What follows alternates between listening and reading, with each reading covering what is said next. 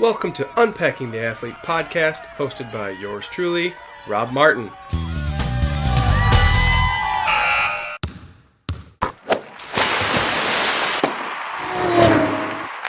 Welcome to Unpacking the Athlete, a podcast dedicated to diving deep into what makes athletes who they are.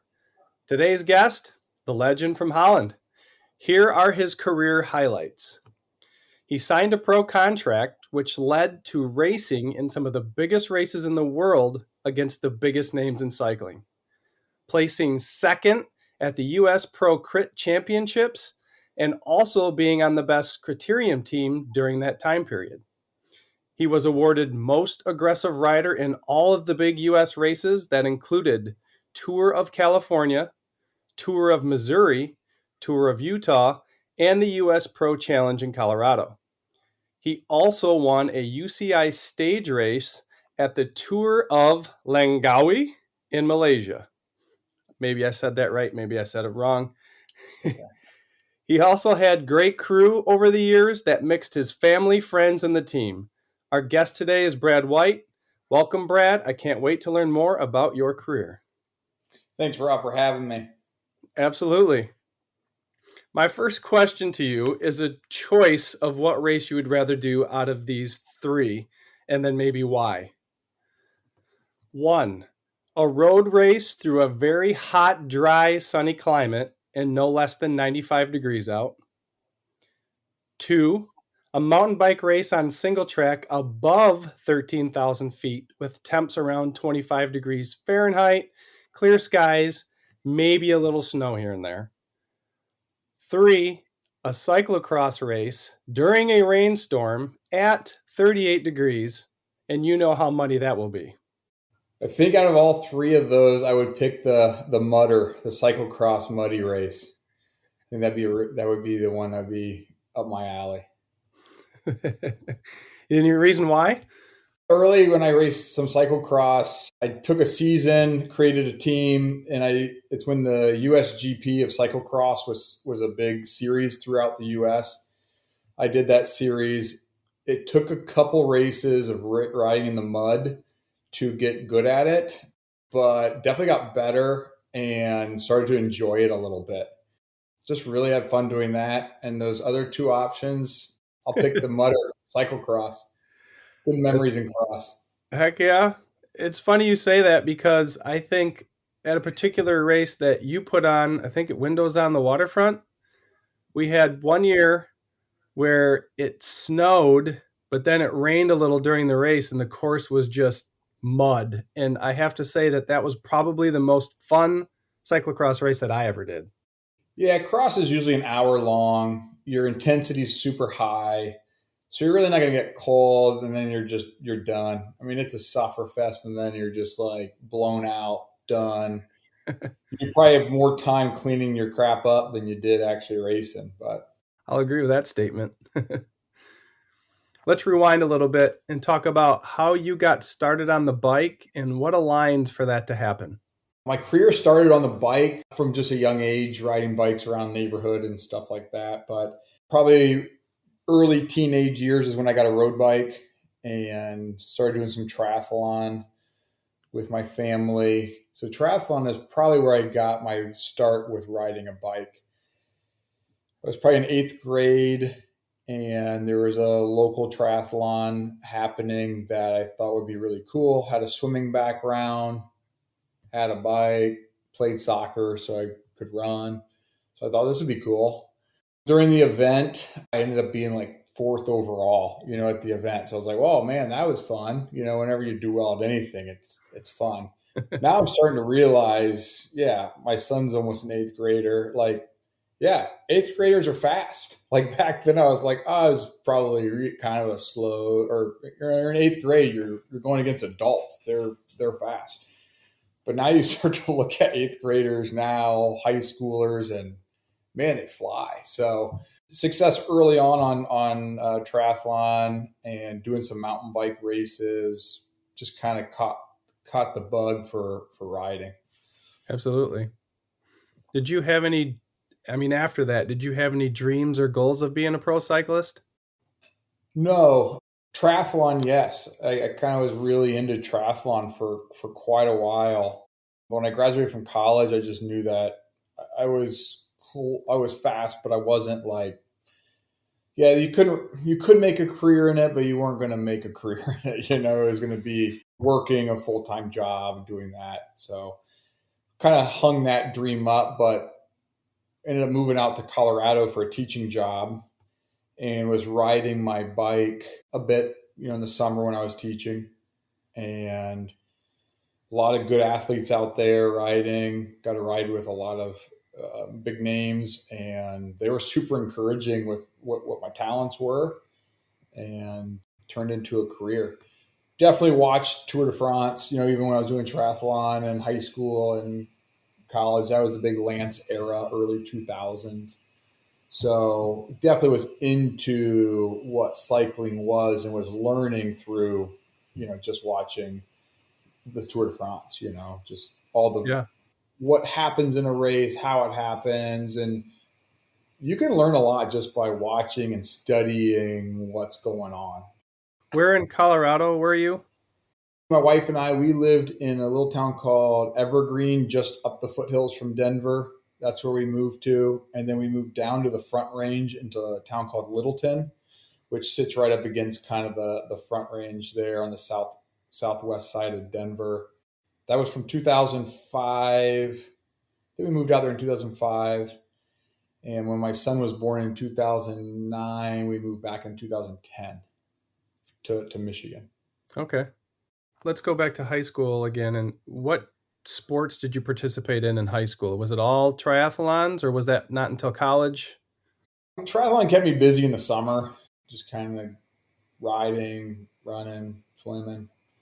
But in high school, fall sport was soccer. Loved soccer. It was a blast. Good, just like the team dynamics. Liked to run, and I like the skill aspect of it too. There's some skill and strategy.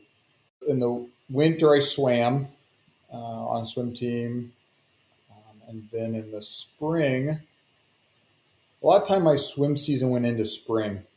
Okay. I kind of a weird fun fact. I ran track and field my freshman year in high school and my senior year in college. Those were the only 2 years I ran track and field.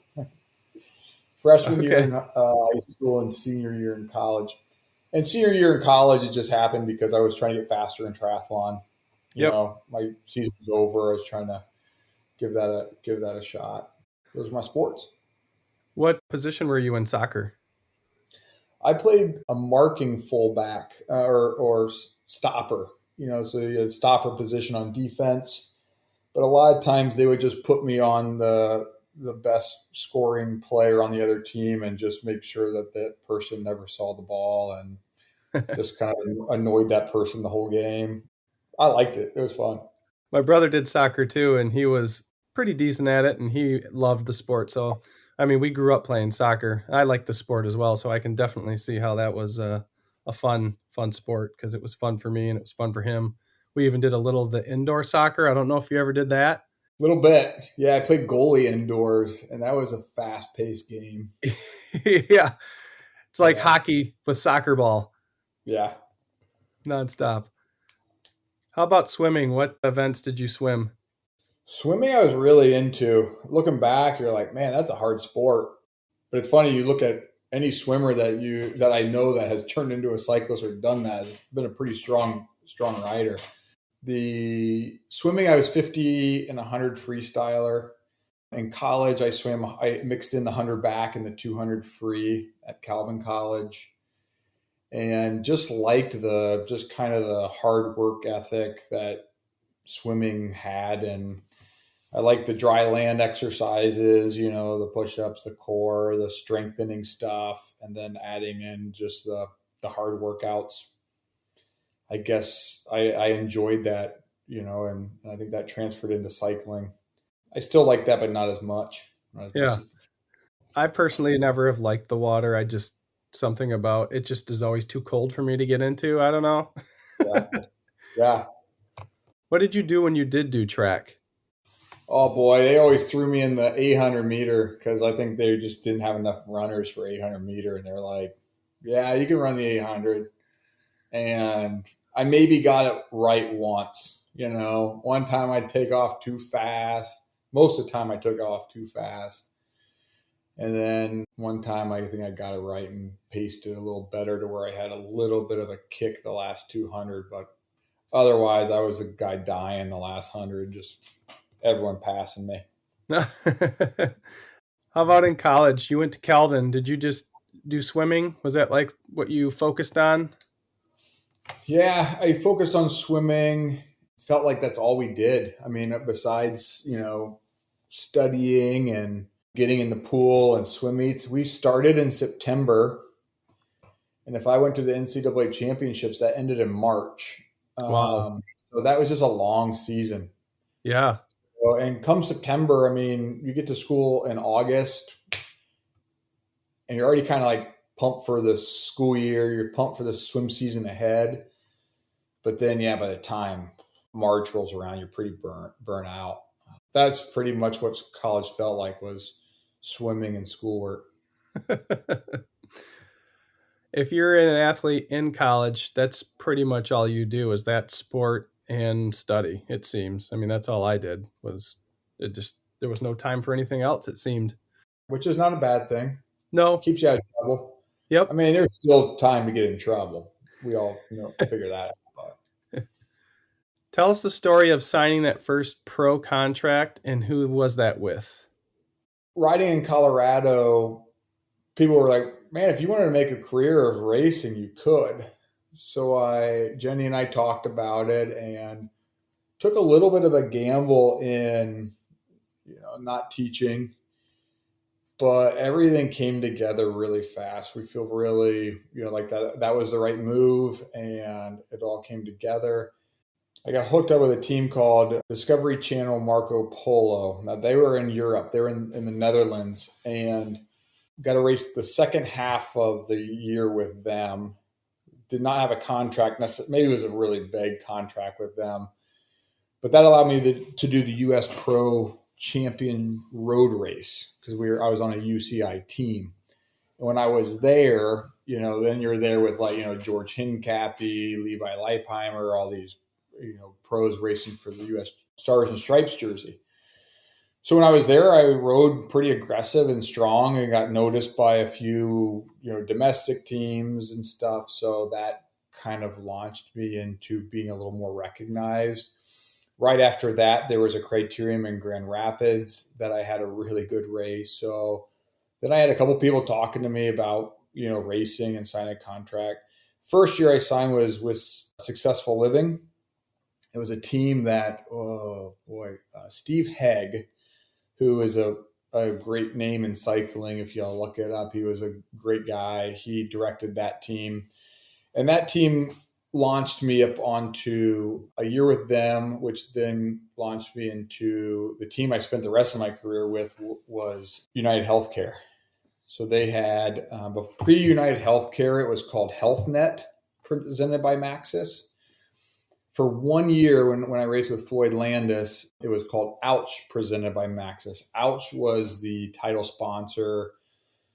It was Ouch Sports Medical Center, and then United Healthcare came on as a sponsor after that. But all these pro cycling teams, the title sponsor is just the sponsor of the team. That's not really the company that owns the team.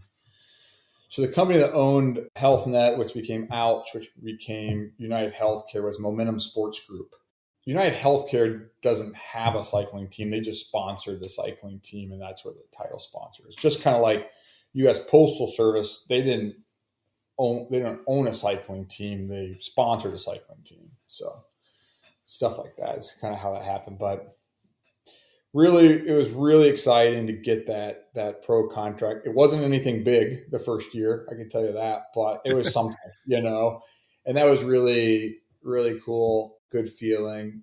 And, without the people who told me I could do it, I probably wouldn't have tried it. Right. That's good to have the support and the people around to kind of encourage you to do it and, see the vision like, hey, this guy's got talent. Well, yeah, you just don't know what you can do. And that's probably the biggest thing in sport is believing in yourself, knowing you can do it, believing you belong there. Like whenever, I don't know if that mindset came from the people telling me early on, like, hey, you have what it takes, and just believing them, which made me believe in myself. Yeah. But ever since that day when the guy who told me his name was Mike Carter, I rode with him. He used to race for 7-Eleven in Motorola, and we were just on a ride. And he was like, "Dude, like you've got what it takes." So that just made me believe no matter who I was racing against or with, I could hang. So that just kind of gives you that confidence that you need for yourself. It doesn't have to be arrogant or cocky. It's just a confidence that you can do it. Absolutely. Thinking back to your pro teams, maybe just the United Healthcare teams that you were on, what year or years was your favorite with the team? Maybe because of the athletes that were on it? And who were the athletes that you were with on those teams? United Healthcare kept a lot of riders for a long time. They had a good group of guys. You would lose some to a bigger team. Every once in a while you lose some to a bigger team or someone wouldn't get rehired. But all the years kind of blend together. Sometimes I have to go off of what the jersey looked like. There was a couple years the jersey changed. 2012, I think, was a really fun year. I felt like we kind of had a really good group there. We had some Canadian guys on the team that were awesome. Andrew Pinfold, Rory Sutherland. He kind of started to move away to a bigger team after that. But then from 2000, probably 13 or 14 on, it was, gosh, we just had so many good people. I was so fortunate to race with some great people. The guys who I raced the most with and really had fun with was the Criterium group. Carl Menzies, who lives in Grand Rapids now, down the road. We had Hilton Clark, the Keogh brothers, Adrian Hedgevery. These are guys I traveled almost every weekend with, spent a lot of time on the road with, and just had a lot of fun. I can't imagine it not being fun. You're getting to do something fun for a career. You're getting paid to do it. You're getting to travel all over and see different parts of the world. Yeah, and you do kind of go into a place and out of a place pretty quick, and sometimes we missed out on seeing things, but I felt like we did a pretty good job taking the time. We finished the Tour of Mexico, Telemex Tour of Mexico, and we were in Mexico City. And I remember flying into Mexico City was just crazy, seeing all the buildings. I mean, it was just packed with houses for like 100 miles. They're just packed houses when you're flying in. The last day finished in Mexico City, and then we had a day before we flew out. So we could a few of us took a taxi to the center of the city, ate some food we were hoping we wouldn't get food poisoning from, and just, took advantage of being somewhere rather than just being like, I'm just going to recover for the next race or something. Yeah. I didn't take that opportunity in China once. I remember finishing, we were in Beijing and everyone was going to the silk market and different things. And I was just like, done, ready to go home, get me out of here kind of thing. So we did see a lot, but not always. Gotcha. Was there anything that you didn't like about the life of a cyclist? I think it always starts to wear on you travel. So travel probably got a little bit obnoxious, but you look back and it really wasn't bad. You're just Yeah. kind of in that moment, and I don't know, we're all a little bit of a head case at times. So it's like you're like traveling and you're just wanting to be home, and you're like annoyed that your flight's delayed or something, bag's not there, and small stuff when you look back. Yeah. The other thing I didn't like about being a cyclist sometimes was the recovery. Like and things you couldn't do. Like we signed a contract, no downhill skiing, no like if you got injured doing something, they could hold your pay. And I don't know, I like to do other things. And I mean, I did sometimes, but like you're just kind of always paranoid's the word, but I don't know, you're always trying to like recover to be good for training or racing, and sitting still isn't my favorite thing to do. Drug testing, that wasn't very fun. People like, you always had to have your whereabouts. So like the UCI had to know where you were for 1 hour window each day of the year. So you filled that form out. And if you were going to be up north or you were going to go stay at someone's house, like you could change it, but like you wake up, you're like, did I change it? Am I going to do a missed test? So there's always kind of the thought of like missing a UCI test, drug test, because of something stupid that you didn't do. Huh.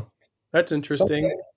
Yeah, and some guys were kind of paranoid about like supplements or topical creams. I mean, the team doctors are try and scare you. The team tries to scare you, and all of us were pretty like, the team doctor was really good at it, things with us, but you can't have like cortisone. But like if you have, let's say your kid has a bug bite on their back and you put cortisone cream on there, there's cortisone cream on your hands, it's a topical cream, but could you test positive for that? So there's just like always this like thing that you don't want your career or anything tainted for something stupid, and Yeah, like, that makes sense. so there's that kind of thing that wasn't that fun about it, but looking back, it was a lot of fun. When you mentioned the whole don't downhill ski and don't do that or else kind of thing, I remember going to college and you're on scholarship and it's okay if you go play basketball because if you go for, let's say, running, if you go play basketball and roll your ankle, that could be the end of your scholarship, right? Right. So It's a big deal. it is a big deal, and I totally get that. So that, yeah, I like to do other things too. So that's tough. I could see that one being tough for me as well. Can you take us through the second place finish at the U.S. Pro Crit Championship and maybe paint a picture of that race for us? Yeah, I do remember. I mean, we race so many criteriums, they kind of run together, but that one I do remember pretty well. US championships, the races are always kind of weird because what happens is you don't have the other teams non-US riders there. So all of a sudden, like my team had maybe 4 or 5 US riders on it, let's say, but there's 15 guys on the team. So typically when we go to a race, we've got our team there and the dynamics just changed at those races. Not within the team necessarily, but from one team to the next. When we're at the race, it's like no one wants to chase a breakaway down, or no one wants to let a breakaway go, or the breakaway just goes, and like I said, no one wants to chase it down. So it's like some group of nobodies get up the road, and it's like everyone wants to look at each other, and no one wants to do anything. The dynamics are a crapshoot. We always had a good game plan going into those and never executed them that great. This race, I believe it was John. Well, I know it was John Murphy and I think one other teammate. We got away in a breakaway. Basically, the field almost split because people were racing real weird. And Daniel Holloway, he was probably the other kind of fast guy at the time that was pretty tough in a sprint finish. And our game plan sometime in a race was, okay, we don't really work in the breakaway too much because we have a good lead out train in the back. So we would tap through in the breakaway and help it kind of be established, but we didn't care if the breakaway made it to the line or not. Because if they came back together, I had to have good legs to do a lead out for the sprinters. So I would ride the brake, but not hard. But if all of a sudden the brake looked like it might lap the field, then we went full all cards in on the breakaway to lap the field. So in this case, we lapped the field. Some people were sitting on to not lap the field, but John Murphy and I think it was Adrian Hedgevery, we were pushing pretty hard to lap the field, and we lapped the field. Well, once we lapped the field, then we have our whole team with us. So now we've got a lead out train for us. Well, in this case, I was not at the front end of the lead out. I got to sit further back because they were trying to maybe set me up even for the sprint. John Murphy was right behind me. I knew Daniel Holloway was right behind him. Coming into the last corner, I was second wheel through the last corner, uphill finish, put the head down, started sprinting. Murphy came around me, but Holloway never came around me. So I ended up getting second. John Murphy won, was U.S. Crit Championships champion. So love seeing John win. John's a great guy. Works for Gulo Composites now, a wheel company. Really sweet wheels. Good plug for John and Gulo. But great feeling just to kind of, go 1-2 in U.S. Crit Championships. Heck yeah. We fell short a couple years that were just kind of missed opportunities, I felt like, but it was finally nice to just get that one. That's cool. Hard work paid off. And race tactics. Yeah, and race tactics for sure. And it just, you never know what is going to happen. So you just play your best cards. You show up with the best fitness you have. And yeah, there's good days, there's bad days. Things go well, things don't go well. And that's why you race more than one day a year, Right? Let's go to the U.S. races, and I want to maybe dig into how they determine the most aggressive rider, and how do you feel like, why were you awarded that award? What goes into that? Yeah, it's kind of a weird award, but they started making a bigger deal about it. And then the announcers just thought it was so cool that I was most aggressive rider in all the different tours and stuff. One, it's just typically awarded to the rider who is probably showing their cards the most that day and really putting it out there. And I mean, that's not necessarily a good thing. I mean, it's not necessarily the smartest rider out there, but just trying to really give it a go and show what they have. And it's kind of a crowd favorite, kind of a deal, and just kind of showing that you're out there to race and show that you're racing. They do it in the Tour de France too. I think it's a red number the next day. They'll have for like the most aggressive rider the day before. The Okay. next day, the person has like a red number. It's just another award to give out. That's kind of a cool way, something for the riders to go for and see. Add some animation to the races. Nice. Out of the tours that you did in the U.S., which one was the best? Maybe the most fun to go to, and why?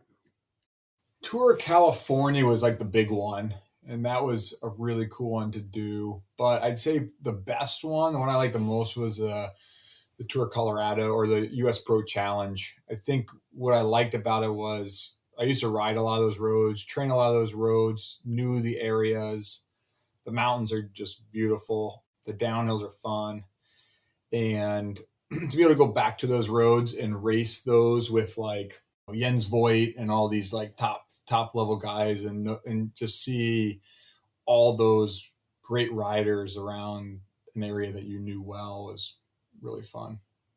Colorado's beautiful too, by the way. So out of all the ones that you mentioned, that'd probably be the place I'd pick, because I just like the mountains and the different scenery. Once you start going in different places, it just changes, and it seems to always be beautiful. And there's always a river by the road.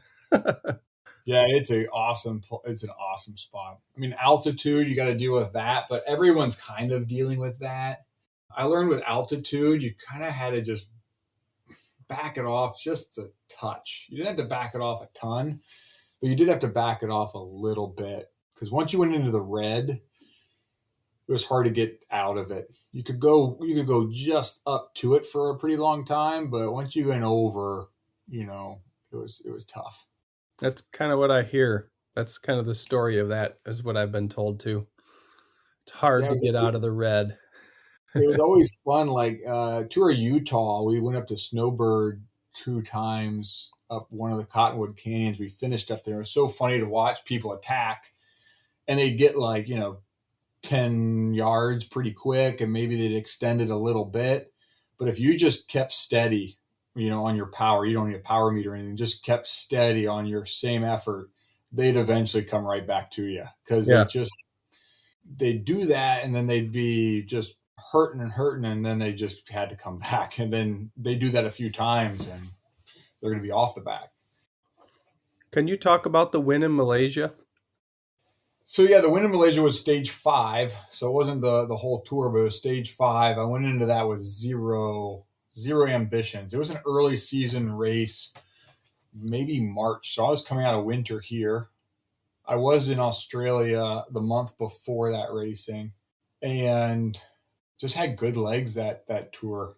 Didn't start out that way, but I was in a breakaway that almost made it to the line 2 days before that, or two different stages before stage 5, and just felt like I was riding well. And then we had a stage that stuck to the line, and I was with some guys who they had more ambitions of the overall general classification, so they were pushing the brake pretty hard, and I was riding it but not pushing it, and we stuck it to the line. And yeah, it was a slightly downhill sprint. I was probably 175 pounds. They were probably 140. So I had definitely an advantage on the sprint. But yeah, the stage was kind of cool because the breakaway there was a big group of 10 or 12 that then the break was kept in check by the peloton. They're keeping us at 5 minutes. We kept it steady we just kept it steady, and they were keeping us in check.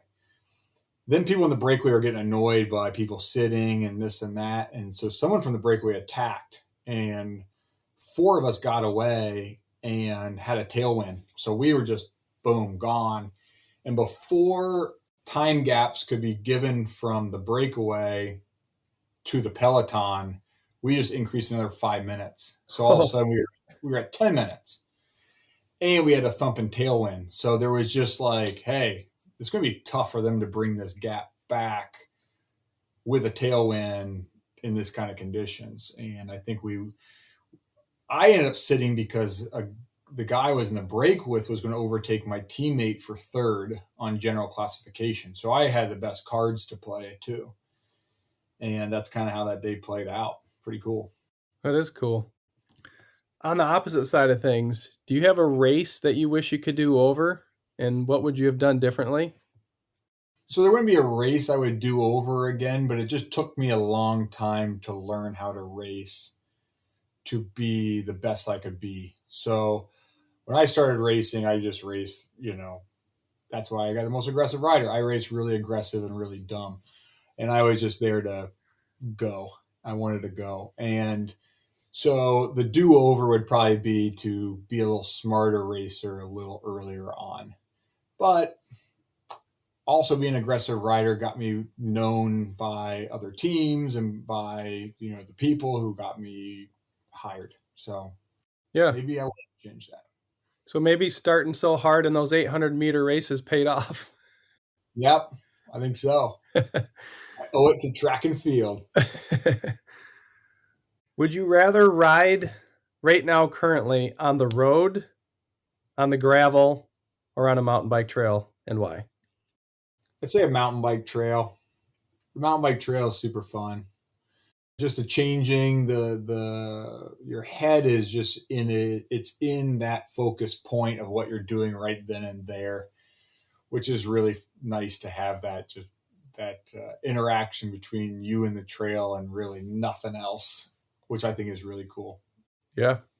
Being in the woods is also awesome. Yeah. That's why I spend most of my time in the woods. Yeah. Gravel is definitely awesome too. And we were in Bentonville for the kids' fall break recently, and they had one of the lifetime races there. We were up at the Belgian Waffle Ride up in Travers, kind of spectating, watching, and I could see where gravel racing would be fun. But even just riding it would be fun, just doing a nice hard ride. Racing, I've gotten a little bit past a little bit for a while at this stage I'm in now, but I'd love to go do some of those races to ride. Gravel races. Yeah, it was funny when we were in Bentonville, that lifetime race was going on, and we had no idea what was going on until we got down there. And there's this expo set up, and it was just kind of crazy to see. Ted King was there, who I used to race against or with, and against Brad Huff, Keel Reinen. There's just a bunch of guys who I haven't seen in, I don't know, 5-6+ years. And we used to spend a ton of time together, and it was just really cool to see them catch up.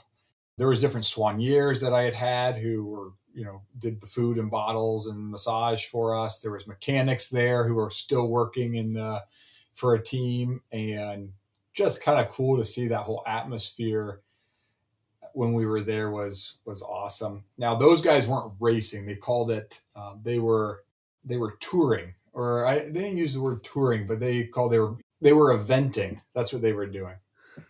They weren't racing; they were eventing. So I mean, they were all there for. Keel was there with Trek, and Ted with Untapped, and then Brad Huff was there with Kuat. He wasn't riding, but Huh. yeah, I could see doing some eventing. I guess I'm going to call it eventing. Sounds like next year maybe you should do a few eventing events. Yeah, I should. Catch up with the guys a little more. Would be good. So you said mountain biking.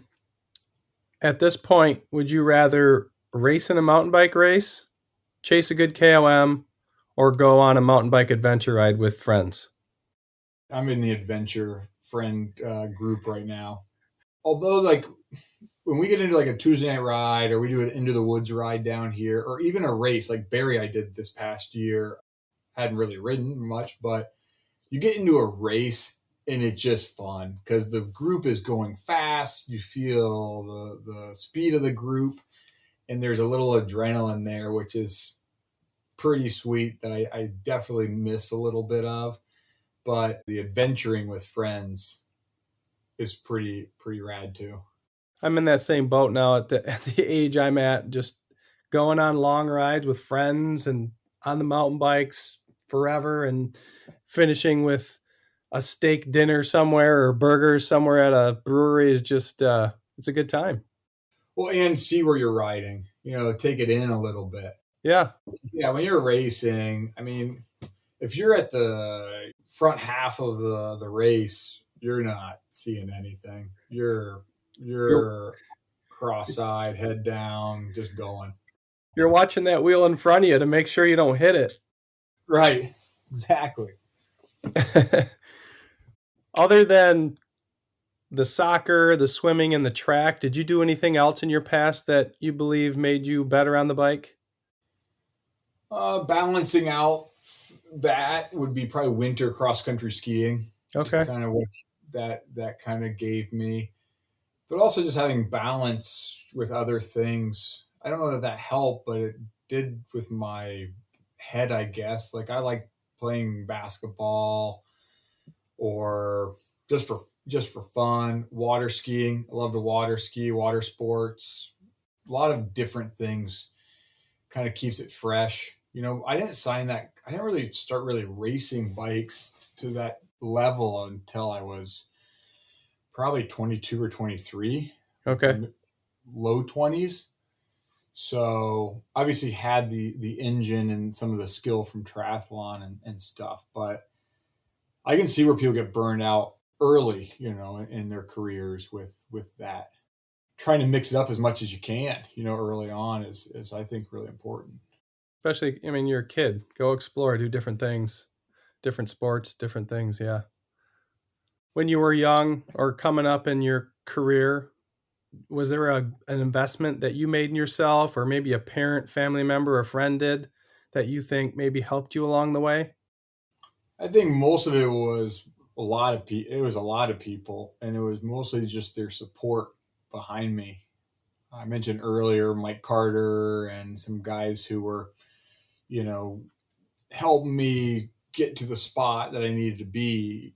Just the encouragement from family and friends, my wife, to really help me live my dream to do what I wanted to do and support me in that. Because you look at your kid or your nephew or your grandson, and they're like, yeah, I want to be racing bikes. And in the US, they're like, yeah, well, what are you going to do for work? So they weren't like that. They were supportive in that and stuff. So I think that just really helped catapult me in my career and continue and keep my career going too. Encouragement, positive vibes definitely will help. If you can think back to your first ever mountain bike race, can you talk about that and the experience there?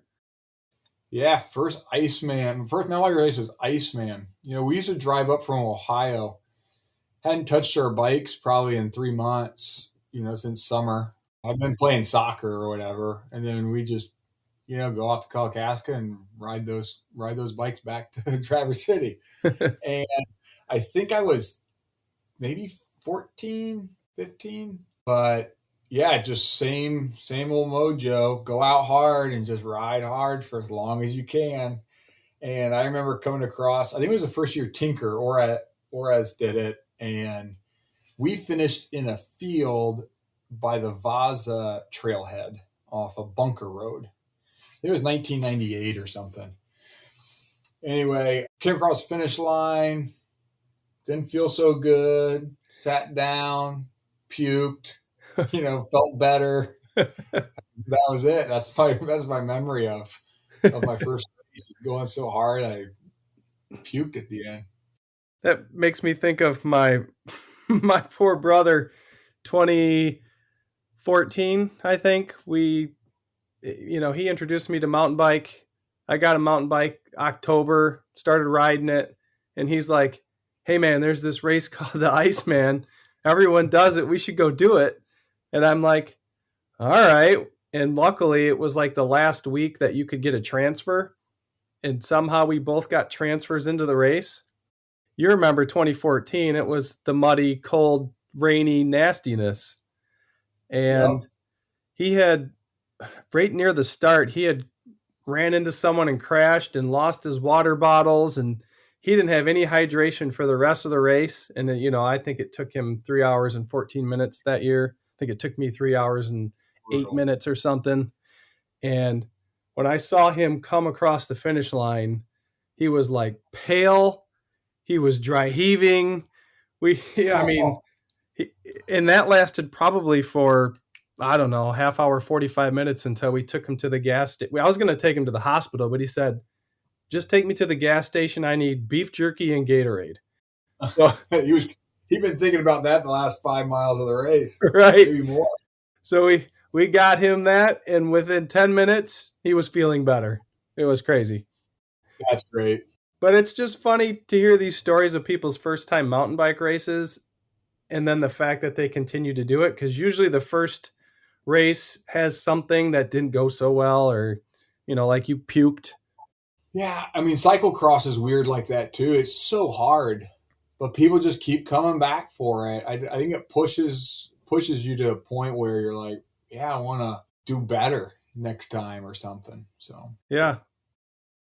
During the height of your career, during maybe like base building season, how many hours would you be on the bike at like max? I would say the max hours I would be on the bike was probably 28, less than 30, more than 25. Okay. And that would be a couple weeks of that and then an easier week. All easy miles. That was the best when I lived in Colorado because we would have a group of guys. We'd meet up, all from different teams. We was out doing a long ride, and that was good. My training was never like I never was dialed with training plans. I kind of always trained off of what I kind of felt, where I was at the season, what I had coming up. It was kind of a little bit of an idea in my head, but never like planned, which is kind of annoying when you were like all of a sudden going good. You're like, how did I get here? You're trying to figure that out. But base I learned later, We oftentimes would take the month of October completely off the bike. So we'd finish racing in September, take October off the bike, start training again November 1st. Because a lot of times our first race would be like end of February, something like that. So a few months of base, and then about 6 weeks before my first race, I'd start throwing in some pretty hard intervals. So for October, was it just complete nothing, or would you cross country ski if you had snow, or run or hike or basketball? First couple years, I did some stuff. I did cyclocross. I did some things, and then a couple of riders were like, "No, you really need a break. Like, you need to take a physical break. You got to take your tires off your bikes. You got to like make sure you don't ride." So I did that a little bit, but then I missed, like when I moved back to Michigan, I was like, well, not that I mean, it'd been fun to do Iceman. I probably didn't do Iceman for like 8 years during that time. That would have been really fun to do. Then I started getting a little older and I was like, man, I don't know if I can take that much time off. It's going to take too long to get going again. So then I started changing it to where I was like, well, after the season, I take about a week off and then I just ride when I want to, how far I want to, and just for fun. Because the weather's still good. And we're Yeah. about to, well, then November, December hits and you're saddling back up and the weather is just garbage. So I started to just kind of ride a little bit in October and then November get a little more serious. But if the weather is bad, just kind of bail. How many years were you at the pro level? 9. I think Okay. officially 9 on like a pro team. And then there was maybe a year before that where it was like half a year with a US UCI team, half a year with just like a club team. That's a good amount of time. That's pretty cool. Mhm. Why do Yeah. you love this sport and what keeps you going still to this day? I think I like the speed. Part of it, I like the speed and the adrenaline of it. Kind of fun to go fast under your own power Yeah. and to be able to push yourself, but also to be able to like push yourself and then coast if you had to coast, like especially when you climb. There's something really fun about really pushing hard on a climb. And especially like in the mountains in Colorado. I mean, you climb for 45 minutes sometime, Yeah. but you just know you're going to be getting a sweet downhill or something. But just the fun of the pushing yourself and the speed. Still, that keeps me going today. I mean, I just like the way it feels. It's something pretty easy on my body too. I always want to keep the body somewhat fit and able to do whatever I want to do when I want to do it in a way. Like, shoot, I want to be fit enough that like if people are like, hey, we're gonna go do a ride or we're gonna go ski or do something, like I can hang. I don't have to be like, oh, I just put on this, gut and I can't go, or I can go, but I'm just not gonna enjoy myself. So that keeps me going. It's definitely a sport that you can do into your older years. Yeah, and you can do it with a gut too. I mean, it's not a big deal. Right. No, it's just a little more to carry. Right. Totally fine. Yeah, So exactly. You probably just won't go as fast up hills, but you'll go a little faster down hills if you got the skills. yeah.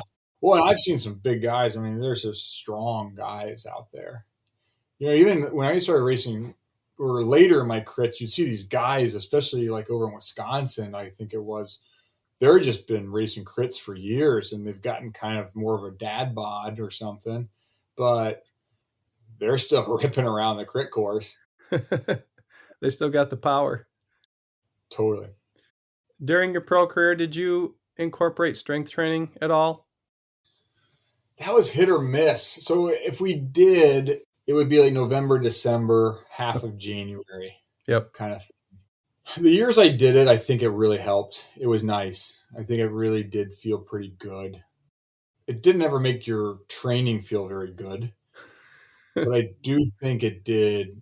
I do think it did help having that strength training. The years that I did it well, I feel like I came out of this pretty strong, and I think it helps prevent injury. Some of us are pretty weak when it comes to like injuries. They're so just up and down, very linear. They're never using stability muscles and never really working much of that. So I think that helps.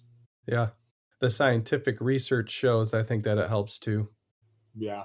Somebody said you should always, we had some trainers and stuff. What did he say? Now I'm going to get it backwards.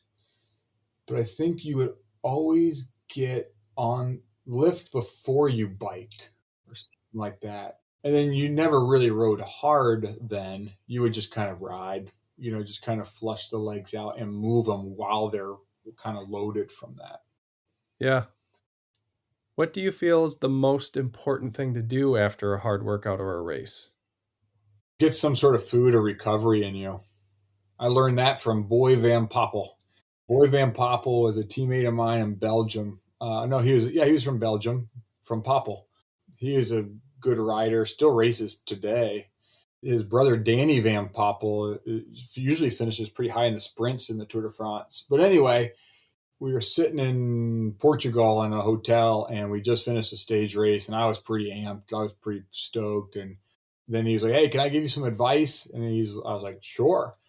Because they gave us recovery shakes after the race, right? He's like, "You should drink your recovery shake right when you're done with the race, or eat something right when you're done, so your body starts, the recovery." I was like, "Oh, sweet," because like sometimes your stomach is just kind of like blown out and stuff, and maybe you can't eat or drink then, and that's understandable. But that wasn't my case, so that advice was good. So I'd say post race, post ride, try and get some sort of food or recovery and something in you so your body can start that recovery.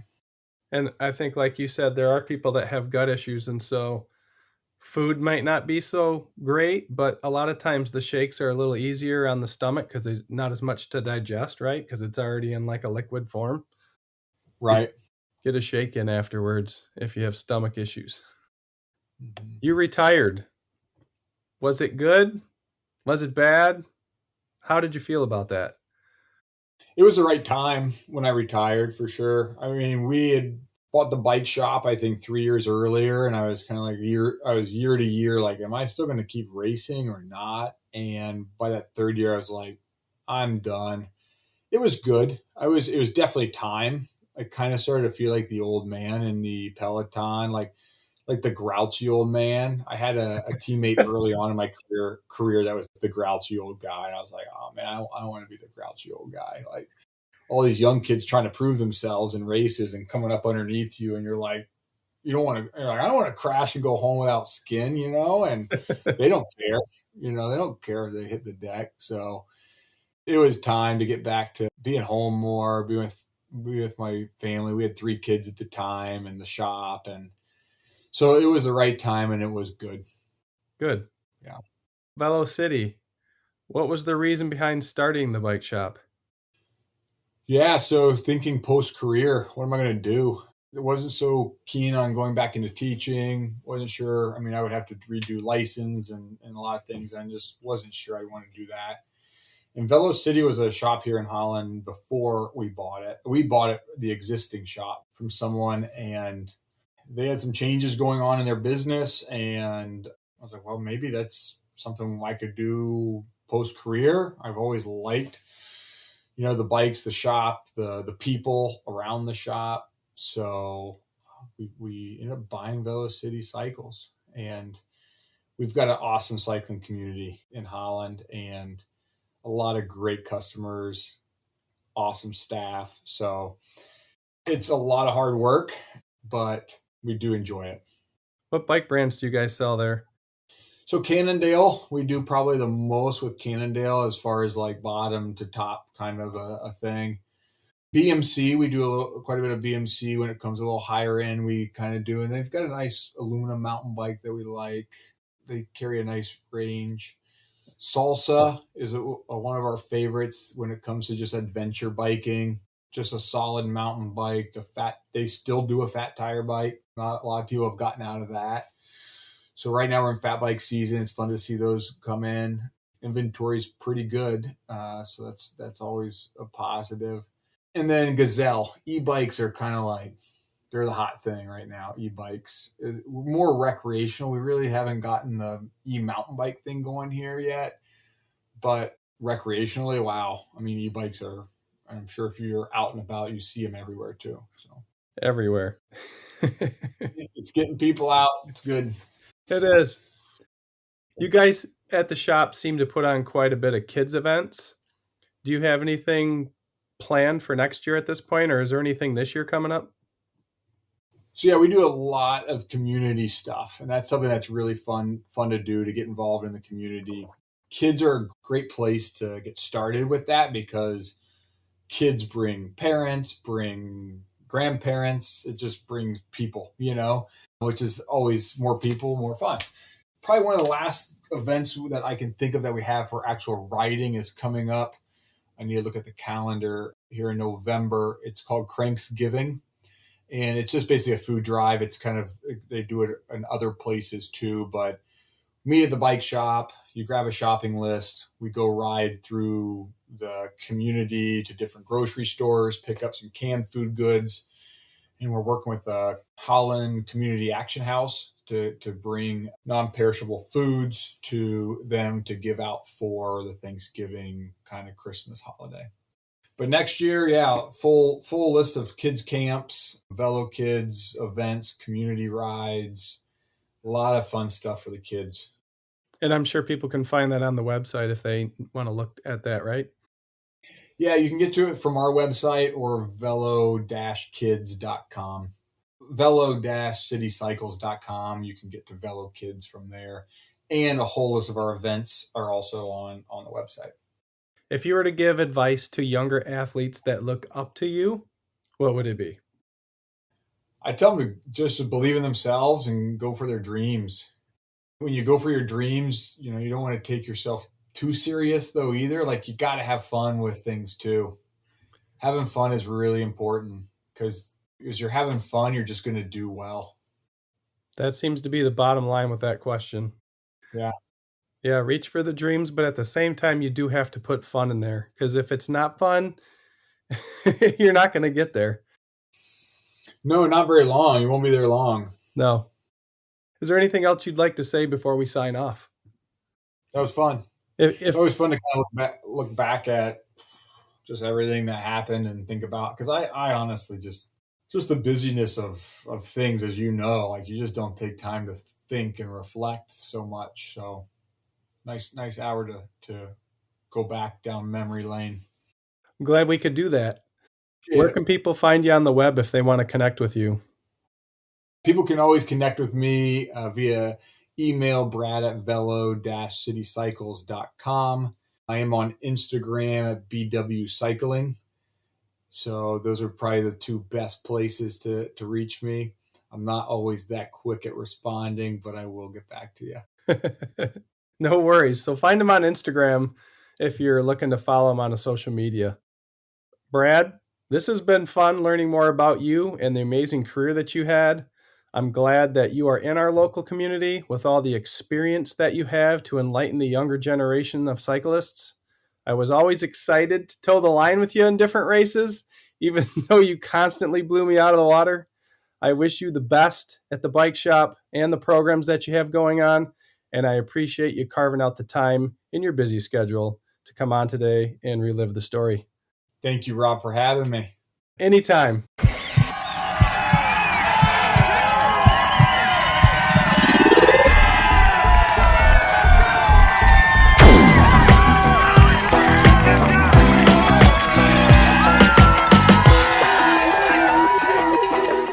You have just listened to Unpacking the Athlete.